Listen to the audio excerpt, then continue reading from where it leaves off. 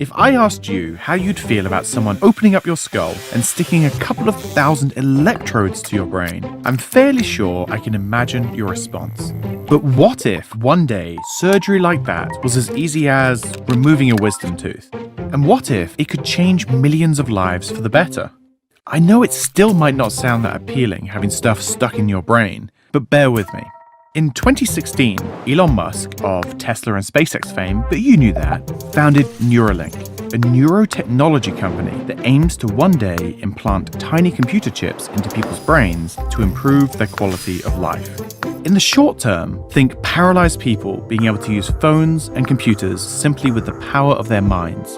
In the long term, think human enhancement, integrating artificial intelligence into human brain function.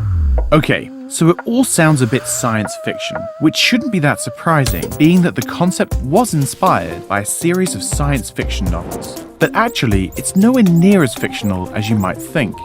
Here's the thing.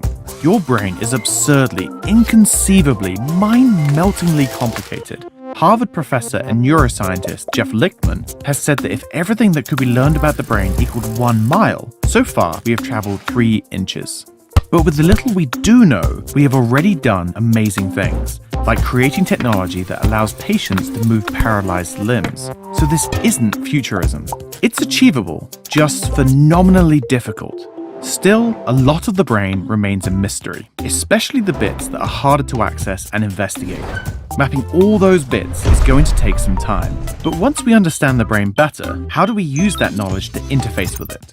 Well, your brain contains about 86 billion neurons, and they're responsible for communicating with the rest of your body via your central nervous system. By connecting an electrode to an individual neuron, we can monitor exactly what signals it's sending and potentially send signals back to it. Currently, we can make a brain-machine interface that has about 1 to 200 electrodes, monitoring 1 to 200 neurons, which is very, very cool, but a bit limited in the grand scale of things. It's like being able to just about make out a single voice in around 9,000 stadiums worth of people. Now, I know that sounds like we're nowhere at all, but there are a couple of things to remember. The first is Moore's Law. In 1965, co-founder of Intel, Gordon Moore, observed that the number of transistors per square inch on integrated circuits had doubled every year since the integrated transistor had been invented, and he predicted that this would continue for the foreseeable future, which it mostly has. In BMIs, there's an equivalent to this. Stevenson and Cording's law, which states that the number of neurons we can simultaneously monitor has, over the past 50 years, doubled every 7.4 years. If this trend continues, which is a big if, we'll be able to map every single neuron in the brain as soon as 2225. Okay, so not that soon. But the second thing to remember is that we are already utilizing what we've learned to make extraordinary innovations. So it's not like we're just going to be waiting around for the next 200 years before we can start seeing the benefits. It's going to happen sooner than we think, and the potential ramifications, whether they're medical, technological, neurological, ethical, or even evolutionary, are colossal.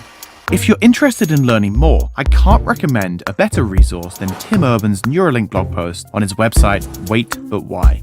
It's a great read, and I would have loved to just read the whole thing to you, but it goes into a bit more detail than we really have time for here. At present, it's not entirely clear where this technology could take us.